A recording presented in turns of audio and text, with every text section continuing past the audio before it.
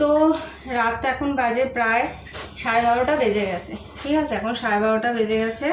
এখন আমি সবজি কাটছি বলতে ছেলে পরীক্ষা শেষ হয়ে গেছে, কিন্তু তাও এখন আমি সবজি কাটছি। সেটা সবজিটা কেন কাটছি আর এতটা রাতেই বা কেন কাটছি, এই সবজি কাটার পরও এখন আমাকে আটা মাখতে হবে।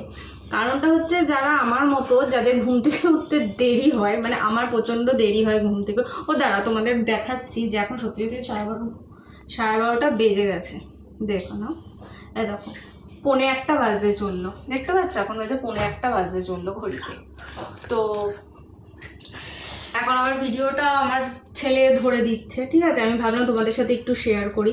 তো এখন এই যে আমি এখন রাত্রেবেলা 1:45-র সময় সবজি কাটছি। ছেলের এখন স্কুল ছুটি, কিন্তু তাও করতে হবে। কেন কি বরের কালকে অফিস আছে, আর বরের যখন অফিস আছে তো আমাকে তো খাবার করে দিতে হবে, কেন কি সারাদিনে এই খাবারটুকুর ভরসায় সে থাকে। তো সেই জন্যই এখন আপাতত এই সবজি কাটার পর এখন আবার আটা মাখা রয়েছে, আরও অনেকগুলো কাজ রয়েছে, সেগুলো আমি করব।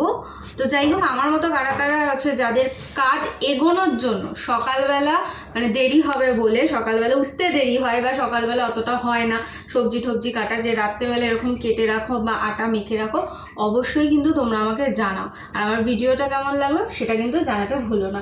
আর প্লিজ আমার চ্যানেলটাকে সাবস্ক্রাইব করে দিও। আর